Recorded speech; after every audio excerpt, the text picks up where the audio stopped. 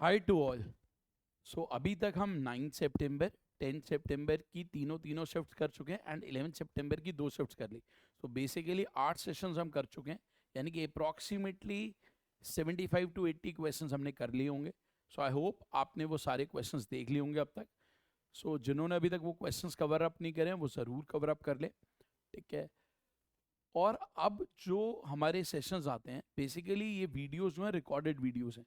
सो जब भी आपके सामने क्वेश्चन आए, आप वीडियो को पॉज करा करो, क्वेश्चन खुद ट्राई करा करो for 1 minute 1.5 minute and then look for the solution.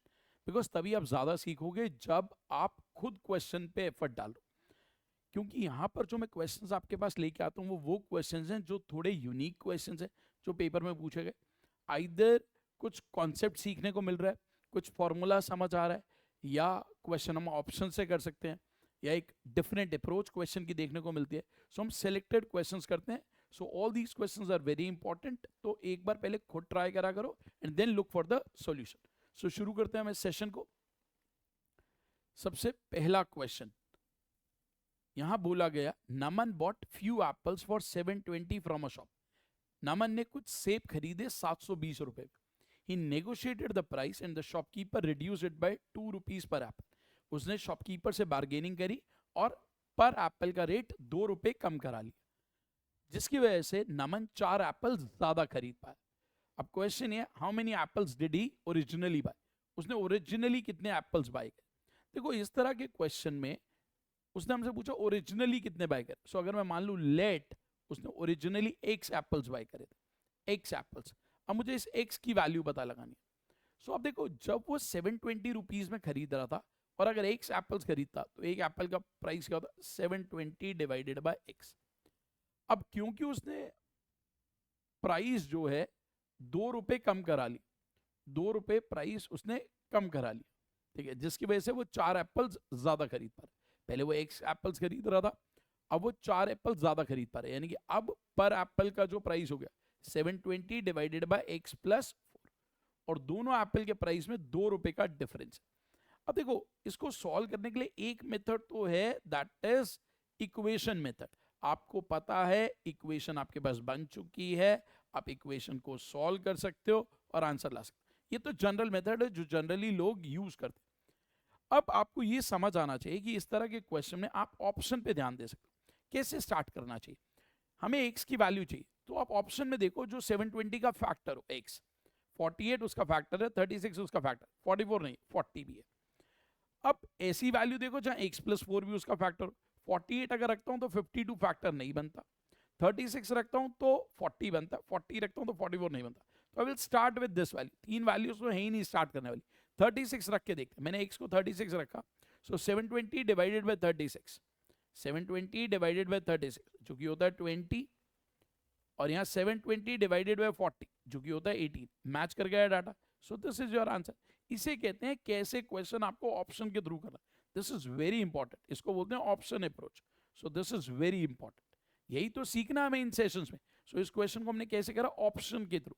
Equation से तो आप कर ही सकते हो बट ऑप्शन की मदद से करा, ठीक है। अब हम आते हैं नेक्स्ट क्वेश्चन पे। The tank is filled by 3 pipes with different uniform flow rates.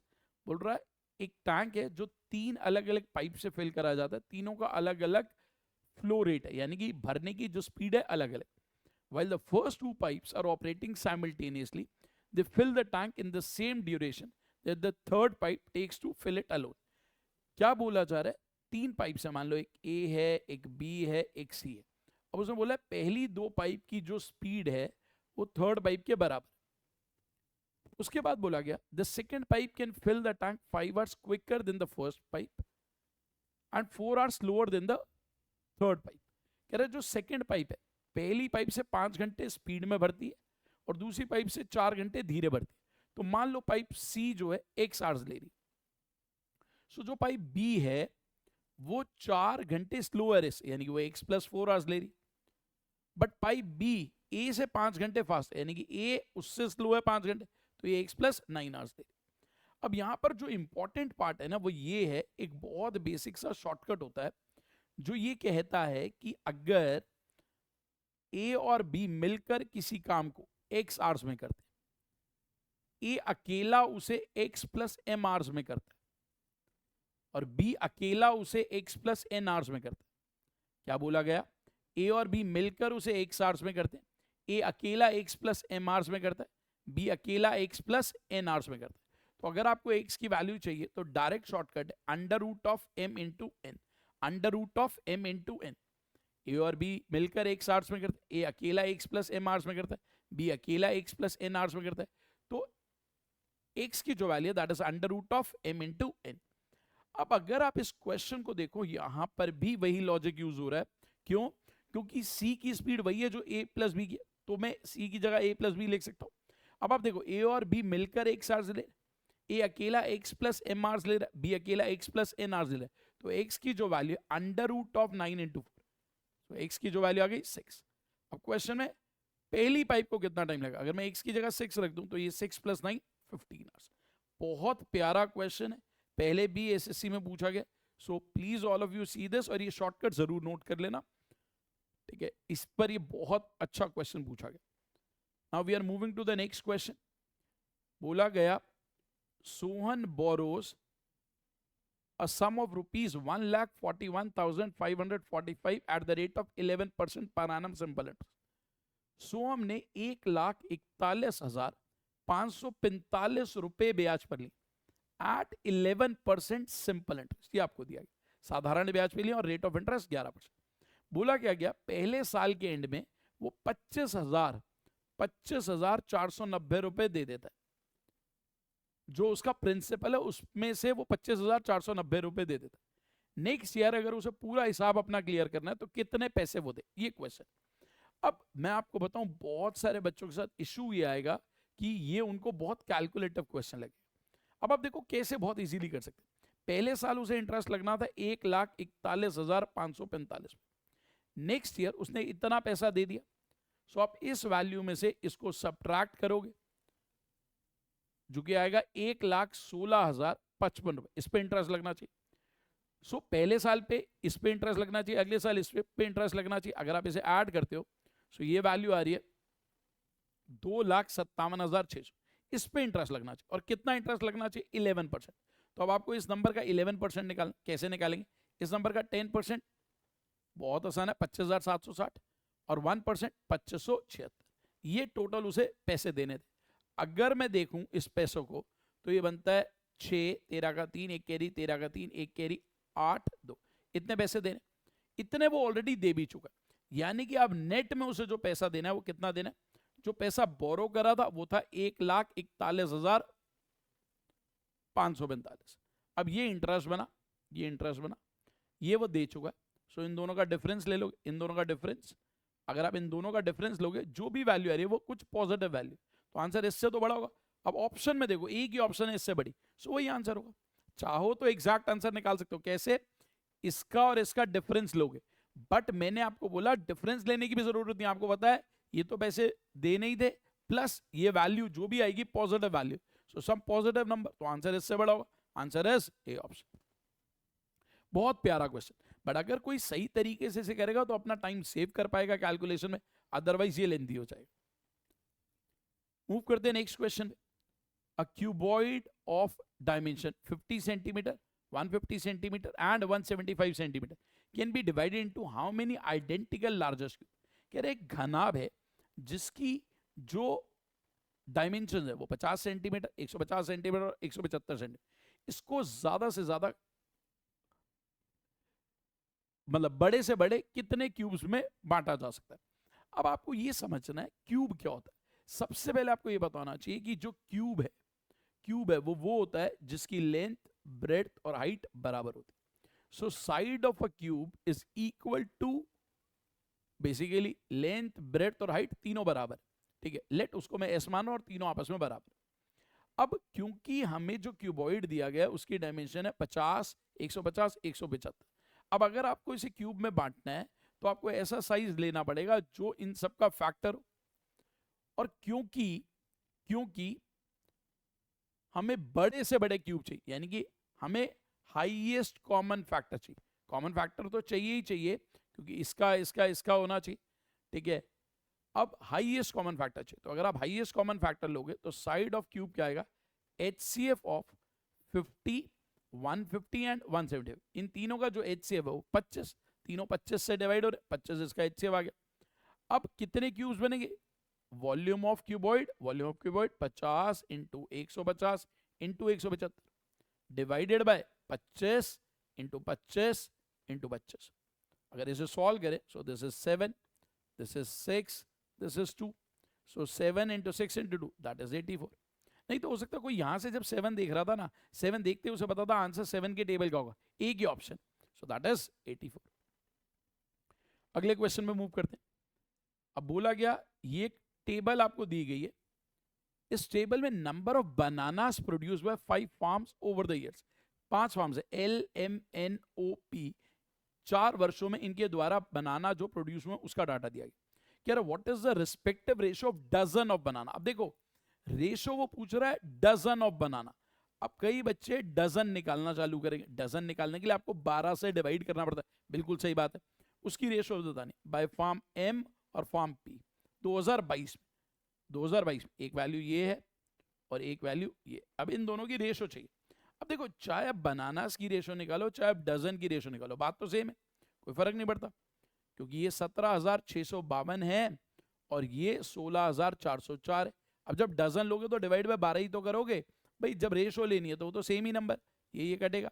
पहला नंबर दूसरे नंबर से बड़ा होगा तो ऑप्शंस देखो, पहला नंबर बड़ा होना चाहिए, ये आंसर नहीं हो सकता, ये आंसर नहीं हो सकता, आंसर ए है या डी है।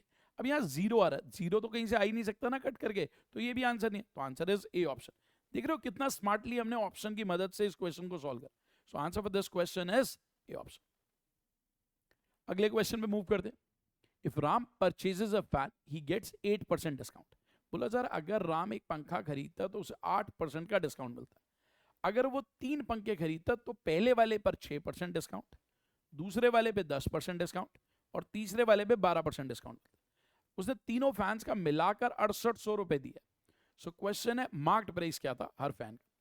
अब देखो अगर मैं बोलता हूं हर फैन का मार्क्ड प्राइस मैं 100 रुपए मान लेता हूं। अगर 100 रुपए मार्क्ड प्राइस था तो 100 पे 6% डिस्काउंट जब मिला होगा तो उसने कितने पैसे दिए होंगे, 94 रुपीज। दूसरा फैन भी मान लो 100 रुपए का, उस पर 10% डिस्काउंट तो कितने का मिला, 90। तीसरा फैन भी 100 रुपए का, उस पर 12% डिस्काउंट तो कितने का मिला, 88। सो तीनों फैन मिला के कितने के मिले, 4 और 8 12 का 2, 1 कैरी 10, 9 19 और 8 27, 272 रुपए, 272 रुपए।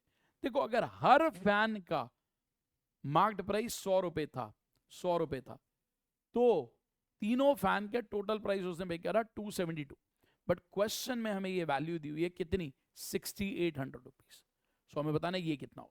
सो इनकी रेशियो देखो, 4 से कैंसिल करा 25, 4 से कैंसिल करा 68, 6800 बन गया 100 से मल्टीप्लाई, तो ये भी 100 से मल्टीप्लाई हो जाएगा। Answer is 2500, answer is 2500। So again a simple question but अच्छा क्वेश्चन था जो प्रीवियस ईयर में पूछा गया। और ये सारे वो क्वेश्चंस है जो क्वालिटी क्वेश्चंस है, जो मैं आपको नहीं करा रहा, यानी कि वो क्वेश्चन इससे ज्यादा इजी थे। ठीक है, अगले क्वेश्चन पे आते हैं। अ boat can go 54 kilometre upstream. एक बोट 54 किलोमीटर धारा की विपरीत दिशा में जा सकती है 6 घंटे, यानी कि धारा की विपरीत दिशा की स्पीड हमें पता है, P माइनस एस की वैल्यू 9 किलोमीटर पर आवर, ये धारा की विपरीत दिशा की स्पीड है। If the speed of the stream, stream की स्पीड दी हुई है 4.8 किलोमीटर पर आवर, बोला जा रहा है कितने घंटे में बोट 279 किलोमीटर कवर करेगी धारा की दिशा में। तो सबसे पहले तो धारा की दिशा की स्पीड निकाल, यानी कि मुझे b प्लस एस की वैल्यू चाहिए। सो b माइनस एस में जब 2s जोड़ोगे तब b प्लस एस की वैल्यू आएगी, तो यानी कि 9 प्लस इसका डबल विच इज 9.6। सो ये स्पीड कितनी आ गई, 18.6 किलोमीटर पर, ये स्पीड आ गई धारा की दिशा की, यानी कि बोट 18.6 किलोमीटर प्रति घंटे की चाल से धारा की दिशा में चलती। कितना टाइम लेगी, 279 डिवाइडेड बाई 18.6। अब पॉइंट हटाओगे तो यहाँ ऊपर 10 आ जाएगा। अब 93 के टेबल में ये 2 ये 3, सो दिस इज 5, आंसर इज 15 घंटे। So answer is 15 hours. देखो मैं मानता हूं ये लास्ट ईयर के क्वेश्चंस है, बट इन क्वेश्चंस को करने से आपको काफी कुछ सीखने को मिलेगा। ये फर्क नहीं पड़ता कि टीसीएस पैटर्न है, एडिक्विटी पैटर्न है, कौन सा वेंडर है, क्योंकि जो अच्छे क्वेश्चंस है उनसे सीखने को मिलेगा, चाहे कॉन्सेप्ट चाहे कैलकुलेशन। सो प्रीवियस क्वेश्चंस भी आपको हेल्प करेंगे, कोई फर्क नहीं पड़ता कौन वेंडर, आपके कॉन्सेप्ट अच्छे होने चाहिए। हाँ, जो लेटेस्ट पैटर्न के क्वेश्चंस है वो भी हम सीखेंगे। सो जल्दी मैं लाइव सेशन के लिए भी आऊंगा। सो आप तब तक अपने फीडबैक कमेंट्स में शेयर जरूर करते रहो और ज्यादा से ज्यादा लोगों तक ये सेशन शेयर जरूर करो, ठीक है। सो अब हम मूव करते हैं क्वेश्चन नंबर 8 पर। Question number 8, P and Q are centres of two circle, दो सर्कल्स हैं, उनके सेंटर्स हैं पी और क्यू। मान लो ये एक सर्कल, इसका सेंटर पी, ये एक सर्कल जिसका सेंटर क्यू, ठीक है। अब क्या बोला जा रहा है, दोनों सर्कल्स के रेडियाएं हैं 7 और 3। कह रहा है डायरेक्ट कॉमन टैंजेंट जो है इन दोनों सर्कल की, वो इस लाइन को एक्सटेंड करा गया, इस लाइन को एक्सटेंड करा, जो इनके सेंटर्स को जोड़ने वाली लाइन है उसको एक्सटेंड करा, ठीक है, उनको एक्सटेंड करा। तो वो जो जहां पर जब एक्सटेंड करा वो ए पॉइंट पे मीट कर रही है, तो वो किस रेशो में डिवाइड। अब देखो ये बहुत इंपॉर्टेंट कॉन्सेप्ट है, मैं आपको नेक्स्ट स्लाइड पे दिखा रहा हूं। मान लो ये पहला सर्कल था, ये पहला सर्कल था, ये दूसरा सर्कल, अभी मैंने इसका सेंटर ओ लिया, ओ डैश ले। अब देखो इनके सेंटर्स को ज्वाइन करने वाली लाइन को मैंने आगे प्रोड्यूस करा, या मैंने ई पे मीट करा, ये ए है ये भी है, क्वेश्चन में ये ए आपको दिया हुआ था। आपको ये समझना है जब ये ओ ओ डैश वाली लाइन है जो इनके सेंटर्स को ज्वाइन करे, ये इनके सेंटर को ज्वाइन करने वाली लाइन है, इनके सेंटर को ज्वाइन करने वाली लाइन। अब क्या बोला जा रहा है कि जब इस लाइन को हमने प्रोड्यूस करा, इस लाइन को देखो आगे बढ़ाया गया, बेसिकली ये ओ ओ डैश सेंटर था, इसको आगे बढ़ाया गया, ठीक है। जब आपने इसको आगे बढ़ाया तो हुआ क्या, ये जिस पॉइंट में मिल रही है, ये जिस पॉइंट में मिल रही है, अब ये जिस पॉइंट में मिल रही है यहां पर मिल रही है, तो क्या होता है, ये ओ ओ डैश किस रेशो में डिवाइड होता है। देखो ओ से लेकर ई तक, यानी कि पहले सर्कल का सेंटर और जिस पॉइंट पे मिल रहा है ओ ई अपॉन ओ डैश ई, इसकी वैल्यू हमेशा उनके रेडियस के बराबर होती है। तो ये ध्यान रखना, जब भी डायरेक्ट कॉमन टैंजेंट को आप बढ़ाओगे, जब भी आप डायरेक्ट कॉमन टैंजेंट को बढ़ाओगे, ये डायरेक्ट कॉमन टैंजेंट आपने इसको बढ़ाया, आपने इसको बढ़ाया, ये डायरेक्ट कॉमन टैंजेंट आपने इसको बढ़ाया, और आपने उस लाइन को भी बढ़ाया, उस लाइन को भी बढ़ाया जो उनके सेंटर्स को ज्वाइन करती है, ये दोनों जिस पॉइंट पे मिल रहे हैं, ठीक है, तो वो इस ओ ओ डैश को एक्सटर्नली डिवाइड करता है, किस रेशो में, कैपिटल आर और स्मॉल आर। तो ये ध्यान रखना, डायरेक्ट कॉमन टैंजेंट का जब भी केस आएगा, डायरेक्ट कॉमन टैंजेंट का जब भी ऐसा क्वेश्चन आएगा, तो आपको क्या ध्यान रखना है, in case of direct common tangent ये रेशो क्या होगी, एक्सटर्नली डिवाइड करेगा, एक्सटर्नली डिवाइड करेगा किस रेशो में, आर एस टू आर, यानी कि बाह्य रूप से विभाजित करेगा। और जब ये ट्रांसवर्स कॉमन टैंजेंट होगी तो ये हमेशा इंटरनली डिवाइड करेगा, इंटरनली डिवाइड करेगा, ठीक है, किस रेशो में, R S to R. Ratio same रहेगी, बस डायरेक्ट कॉमन टैंजेंट के केस में एक्सटर्नली, ट्रांसवर्स कॉमन टैंजेंट के केस में इंटरनल, ठीक है। अब देखते हैं क्वेश्चन क्या था। अब यहां पर बोला गया रेडियस आपको दिए गए थे 7 और 3, तो ये हमें पता है एक्सटर्नली डिवाइड करेगा, तो ये गलत हो गया, ये गलत हो गया। एक्सटर्नली कैपिटल आर स्मॉल, तो 7:3, बड़े वाले सर्कल का रेडियस छोटे वाले का, यानी कि जो पहले बाद वाला। सो आंसर है सी ऑप्शन। अब ये देखो जिसको पॉइंट पता था उसके लिए सिर्फ 10 सेकंड का क्वेश्चन था, अदरवाइज ये क्वेश्चन लेंदी हो जाता जो लोग पहली बार कर रहे होते, उन्हें डिराइव करना पड़ता, ठीक है, बट जिनको रिजल्ट पता उनके लिए क्वेश्चन बहुत आसान था। See the next question. अगला क्वेश्चन है, आपको बोला गया x plus 1/9x is 3, what is the value of this expression. अब आपको ये दिया हुआ x plus 1/9x is equal to 3। सबसे पहले आप देखो यहाँ पे मेरे को 9x² चाहिए, तो किसी तरह से 3x चाहिए, पूरी इक्वेशन को 3 से multiply, 3x plus 1/3x is equal to 9। अब आपको होता है स्क्वायरिंग बोथ साइड, जब आप स्क्वायरिंग करोगे सो a² plus b² plus 2ab में यहाँ 2 आएगा इज इक्वल टू 81, ये 2 उधर जाएगा, that is 79। Very easy question, very easy, ये तो सबसे हो जाना चाहिए, ठीक है, बट स्टिल ये मैं अच्छे क्वेश्चन में कंसिडर कर रहा हूं जो उस शिफ्ट के क्वेश्चंस थे। अब क्वेश्चन नंबर 10 पे आते हैं। क्वेश्चन नंबर 10 में क्या बोला गया, a class of 30 students appeared in a test, the average score of 12 students is 62 and that of the rest is 74, what is the average score of the class. एक class में 30 students हैं, 12 students का average 62 है, बचे हुए students यानी कि 18 students, average 74। अब इनका एवरेज बताना। सो जब भी इस तरह का क्वेश्चन है सबसे पहले इनकी रेशो लिया करो, 6 के टेबल में 2, 6 के टेबल में 3। सो 2 स्टूडेंट्स जिनका 62 है तो आप ऐसे कर सकते हो 2 इंटू 62, 3 स्टूडेंट्स का 74, सो 3 into 74 divided by 5। So this is 124 plus 222 divided by 5 which is 346/5। सो ये जो आंसर आएगा दैट इज 69.2, आंसर है 69.2। सो एक तरीका तो ये है आपके पास, एक तरीका तो ये है, नहीं तो जितने लोगों ने एलिगेशन पढ़ा हुआ वो भी ऐसे कर सकते हैं। देखो कुछ लोग हैं जिनकी एवरेज 62, कुछ लोग हैं जिनकी एवरेज 74, इनको किस रेशो में लिया जा रहा है 2:3, तो मुझे यही एवरेज ही तो बतानी है। अब देखो ये एवरेज कैसे निकालते, ये एवरेज कैसे निकालते, ये एवरेज हमेशा कैसे निकालते हैं। अब ये देखो 62 और 74 में गैप कितने का, ये गैप कितने का 12, ये गैप कितने का 12, ये मैं आपको सेकंड मेथड बता रहा हूँ। सो गैप कितने का 12। अब इस गैप को 2 और 3 की रेशो में डिवाइड करना, ठीक है। 62 में 3 वाला पार्ट ऐड होगा, तो 62 प्लस 3 पार्ट आउट ऑफ कितने का 5 का, 3/5 ऑफ जो गैप है। सो 62 प्लस 7 पॉइंट, आंसर है 69.2। ये एलिगेशन अप्रोच, आप ऐसे भी कर सकते हो, ऐसे भी कर सकते हो, ठीक है। सो यही मैं आपको सिखाना है, different approaches of the same question. जब आप डिफरेंट अप्रोचेस सीखते हो ना, आप ज्यादा सीखोगे और ज्यादा स्कोर कर पाओगे। सी द नेक्स्ट क्वेश्चन। अब जैसे आप इस क्वेश्चन को देखो, p sin a minus cos A is equal to 1, p square minus 1 plus p square cos A.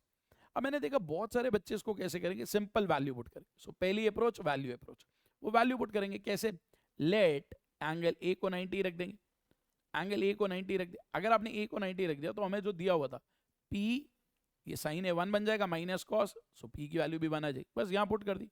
So p square 1 minus 1 plus p square which is 2 cos 90, और cos 90 तो 0, तो answer 1, सीधा मार्क कर देंगे। ऐसे mark करा, answer आ गया answer. But ये सही है, मैं मना नहीं कर रहा, बट आपको डिटेल्ड अप्रोचेस भी आनी चाहिए। सो मैं आपको डिटेल्ड अप्रोच भी समझाता हूँ। सेकंड अप्रोच डिटेल्ड अप्रोच, देखो यहाँ पर दिया हुआ p sin a minus cos A is equal to 1। So अगर मैं p की वैल्यू निकालूं तो p की वैल्यू क्या है, 1 plus cos A by sine, 1 plus cos A by sine, ठीक है। अभी मैं कॉस ए को c लिख लेता हूँ, साइन ए को s लिख देता हूँ, ये 1 प्लस सी अपॉन एस। अब यहाँ पर वैल्यू पुट करते हैं, तो ये बना 1 प्लस सी अपॉन एस का whole square minus 1 plus C upon S का होल स्क्वायर, ये जो भी answer into cos A into C. So अगर इसको सॉल्व करें, ये 1 plus C square plus 2c by S square minus, ये क्या बनेगा, जब आप एलसीएम लेते हो डिनोमिनेटर में ए स्क्वायर, ये बना ए square plus 1 plus C square plus 2c into सी। अब ये बना 1 प्लस सी स्क्वायर अपॉन ए स्क्वायर माइनस ए स्क्वायर प्लस सी स्क्वायर 1 होता है, 1 plus 1 2, 2 into 2 plus 2c, 2 plus 2c, तो 2 जब c से मल्टीप्लाई होगा 2c, और वो 2c स्क्वायर अपॉन ए स्क्वायर। अब आप देखो इन दोनों का जो डिफरेंस आएगा वो क्या आएगा, जब आप इन दोनों का एलसीएम लोगे तो वो तो ए स्क्वायर ही। सो 1 plus C square minus 2c square, ये कुछ आ गया, क्योंकि यहां पर बेसिकली ए स्क्वायर प्लस सी स्क्वायर, ए स्क्वायर प्लस सी स्क्वायर 1 बना था, 1 प्लस 1 2 हो गया था, 2c से मल्टीप्लाई हो 2c, और ये 2c स्क्वायर, और यहाँ पर 2c भी था। अब ये जब आप इसमें से ये सबट्रैक्ट करोगे, सो सी स्क्वायर 2c स्क्वायर, तो एक मैं लिख देता हूँ 1 आया, C square minus 2c square minus C square आया, और 2c कट गया। अब 1 माइनस सी स्क्वायर ही ए स्क्वायर होता, तो एक कट गया, आंसर है 1, आंसर है 1। तो ये क्यों है, अभी क्या होता है, बहुत सारे बच्चे कहते हैं कि सर ये क्यों सिखा रहे हो आप मुझे, खाली ये बताओ वैल्यू अप्रोच, ये उन्हें ईजी लगता है, ये उन्हें ईजी लगता है, बट ये कॉन्सेप्चुअल अप्रोच है, इसे भी सीखो। अगर आप चाहते हो ना गारंटेड सिलेक्शन लेना, जिसको हम बोलते हैं गारंटेड, कई बच्चे होते हैं उन्हें पता होता है हमारा 100% सिलेक्शन होगा, वो सिर्फ देखते हैं उनको कौन सी पोस्ट मिलेगी, बट दे आर 100% श्योर कि हमारा गारंटेड सिलेक्शन होगा। वो कब होता है, जब आपने वैल्यूज पर भी काम करा, कॉन्सेप्ट पर भी काम करा। सो दोनों सीखना बहुत जरूरी, ठीक है। अगले क्वेश्चन में मूव करते हैं। In a triangle ABC, the two medians AD and BE, ये एक ट्राइंगल है, एक ट्राइंगल ABC, एक ट्राइंगल ABC, बोला गया दो मीडियंस है, एक मीडियन है AD, मीडियन है तो ये डिस्टेंस इसके बराबर, दूसरा मीडियन है BE, ये इसके बराबर, इंटरसेक्ट एट G, तो ये दिया हुआ G एट राइट एंगल्स, यानी कि ये 90 डिग्री, ये 90 डिग्री। अब बोला कि AD की वैल्यू 12 है, BE की वैल्यू 9। जैसे ही आपको पता चला कि AD की वैल्यू 12, तो आपको पता है ये 2 और 1 की रेशो में डिवाइड होता है, तो ये 8 हो जाएगा और ये 4 हो जाएगा, ये 9 दिया हुआ तो ये 6 हो जाएगा, ये 3 हो जाएगा, क्योंकि 2 और 1 की ratio. Question, what is the length of AB। अब आप ट्राइंगल देखो ABG, अगर आप ट्राइंगल देखोगे ABG, ट्राइंगल ABG, यानी कि मैं कौन सा ट्राइंगल की बात कर रहा हूँ, मैं इस ट्राइंगल की बात कर रहा हूँ, ये ए बी जी, ये वाले ट्राइंगल ए बी जी, इसमें पाइथागोरस थ्योरम लग रहा है। सो हम बोल सकते हैं, हम ये बात बोल सकते हैं कि ए बी का square is equal to 8 square plus 6 square. So यहां से ए बी की वैल्यू है 10 सेंटीमीटर। काफी आसान क्वेश्चन था और प्रीवियस ईयर में पहले भी पूछा गया है, बहुत ही common question. So I hope आपको ये सेशन अच्छा लगा होगा, ठीक है। तो प्लीज इस सेशन को ज्यादा से ज्यादा लोगों तक शेयर करो और कमेंट सेक्शन में आप मुझे फीडबैक दो कि आपको कैसी वीडियोस लग रही हैं, आपकी क्या सजेशंस है, किस तरह के सेशंस आप चाहते हो। बिकॉज जैसे जैसे हमारे सब्सक्राइबर्स बढ़ते जाएंगे, we will come up with live session also. So next week तो मैं लाइव सेशन लूंगा ही लूंगा, और जैसा आपका रिस्पॉन्स आएगा उसके अकॉर्डिंग हमारे फर्दर सेशंस होंगे। So this is all for this session. Thank you to all.